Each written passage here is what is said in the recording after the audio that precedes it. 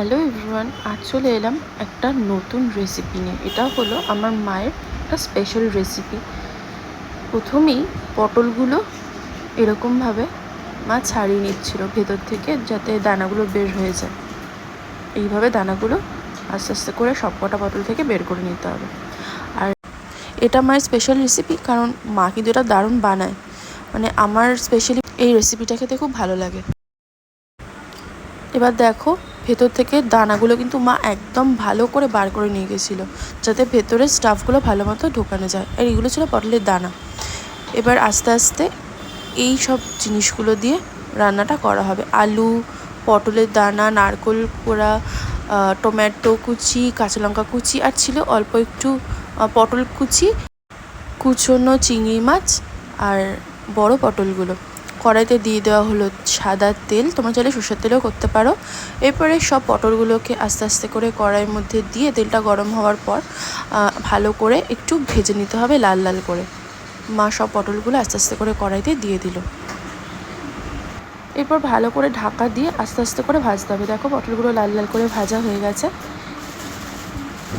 ভালো করে নাড়াচাড়া করে নামিয়ে নেওয়ার পর এরপরে ওই তেলের মধ্যেই বাকি ইনগ্রিডিয়েন্টসগুলো দিয়ে দেওয়া হলো।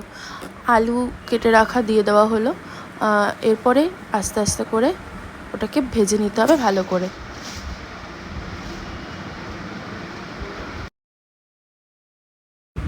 এরপরে ওই তেলের মধ্যেই মা দিয়ে দিল চিংড়ি মাছগুলোকে। তারপরে ভাজা ভাজা হয়ে গেলে তার সাথেই দিয়ে দিল একটু কাঁচা লঙ্কা কুচি আর কুচি করে রাখা পটলগুলোকে। তার সাথে দিয়ে দিয়েছিল ছোটো ছোটো করে কুচিয়ে রাখা কাঁচা লঙ্কা।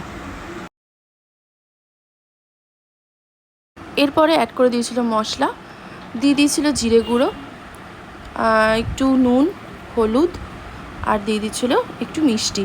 তোমরা চাইলে ধনে গুঁড়োও দিতে পারো, বাট এখানে মা ধনে গুঁড়ো ইউজ করে না, তো জিরে গুঁড়ো দিয়ে তাই রান্নাটা করেছিল। এরপরে মশলাগুলো ভালো করে অ্যাড করার পরে ভালো করে ওটাকে নাড়িয়ে নিতে হবে।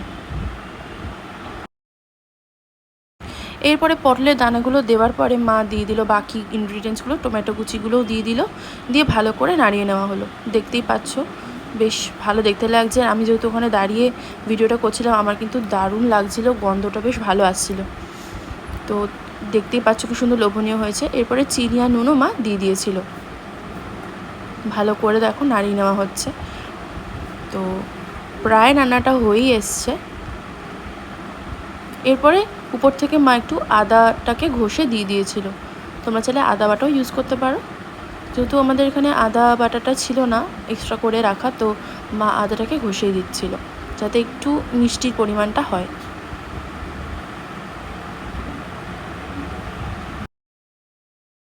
এরপরে দিয়ে দেওয়া হলো একটু গরম মশলা গুঁড়ো।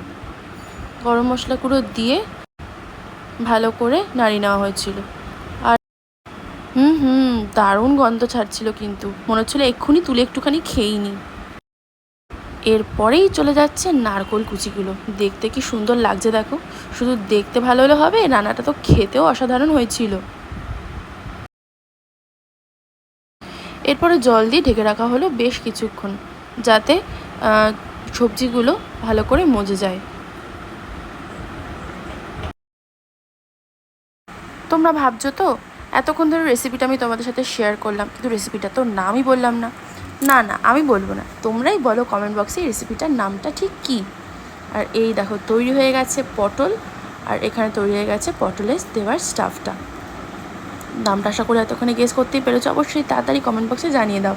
আর ঠিক এইভাবে পুরগুলোকে পটলের মধ্যে ঢুকিয়ে নিতে হবে আস্তে আস্তে করে, আলগা হাতে। আর তরকারিটা দেখতে পাচ্ছ কি সুন্দর রং হয়ে গেছে। আমি ওখান থেকে একটুখানি খেয়েও নিয়েছিলাম টেস্ট করার জন্য। খেতে কিন্তু খুব সুন্দর হয়েছিল। আর আমার মা এরকম স্পেশাল স্পেশাল রেসিপি বানাতে খুব ভালোবাসে, আর আমরাও খেতেও ভালোবাসি।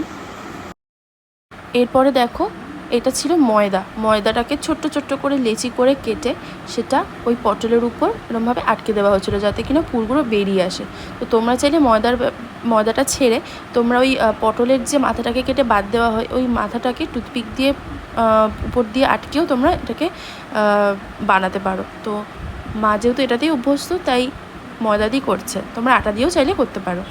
তো সুন্দর করে এরমভাবে পুরটাকে ঢোকানো হলো, ঢুকিয়ে ময়দাটা সরু সরু করে লেচি করে কেটে ময়দাটাকে হাতের মধ্যে করে ভালো করে মাখিয়ে উপর দিয়ে ভালো করে চেপটে আটকে দেওয়া হলো। এই দেখে নাও কিভাবে বানানো হচ্ছে।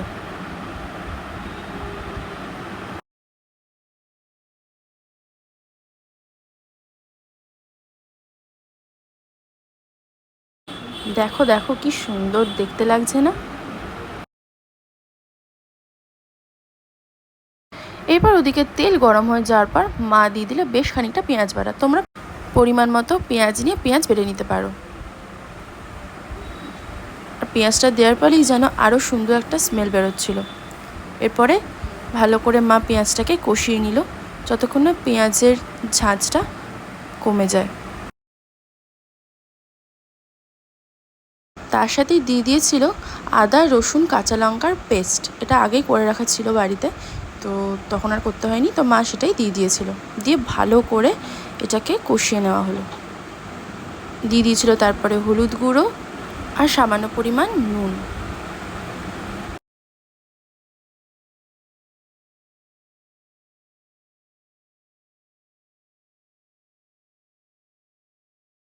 এরপর দিয়ে দিয়েছিল গরম মশলা গুঁড়ো। আর গরম মশলা গুঁড়ো দেওয়ার পরে আরও যেন গন্ধটা ভালোভাবে আসছিল। রঙটা দেখো কি সুন্দর এসছে না? তোমরা রান্না করতে করতেই বুঝতে পারবে যে গন্ধটা ঠিক কতটা সুন্দর হয়। আর এরপরেই গ্রেভিটা বানানোর জন্য মা দিয়ে দিয়েছিল জল। তোমরা চাইলে এটাকে একটু ঘন ঘন করতে পারো, আর একটু গ্রেভি চাইলে তোমরা জল দিয়ে ব্যাপারটাকে গ্রেভি করে নিতে পারো। আমরা একটু গ্রেভি করছিলাম, কারণ এটা আমাদের ভাতের সাথে খেতে হবে। তো এই দেখো প্রায় হয়ে এসেছিলো রান্নাটা। তো তরকারিটা ততক্ষণ ফুটুক। তোমাদের সাথে একটু গল্প করি। মেয়েরা অনেক দিন পর বাপের বাড়ি আসলে না বেশ ভালো যত্ন পাওয়া যায়, কি বলো? আমার সাথে তোমরা একমত তো? এরপরে দিয়ে দেওয়া হলো টমেটো কেচাপ। তোমরা যে কোনো ধরনের টমেটো কেচাপ ইউজ করতে পারো, টমেটো বাটাটা না দিলেই ভালো, কারণ এখানে টমেটো কেচাপটা দিলে বেশ আলাদা রকম টেস্ট হয়। এরপর আস্তে আস্তে পটলগুলোকে দিয়ে দেওয়া হলো। দেখতে হবে পটলের উপর থেকে ওই ময়দার যে কোটটা দেওয়া হয় সেটা যেন ভেঙে না যায়, তাই আলতো আলতো করে পটলগুলোকে কড়াইতে দিয়ে দেওয়া হলো। এরপর ঢেকে রাখা হলো সেটাকে বেশ কিছুক্ষণ। দেখো দেখো কি সুন্দর দেখতে লাগছে। তোমাদের কেমন লাগলো অবশ্যই কমেন্ট করে জানিও। বাই, দেখা হচ্ছে নেক্সট ভিডিওয়ে।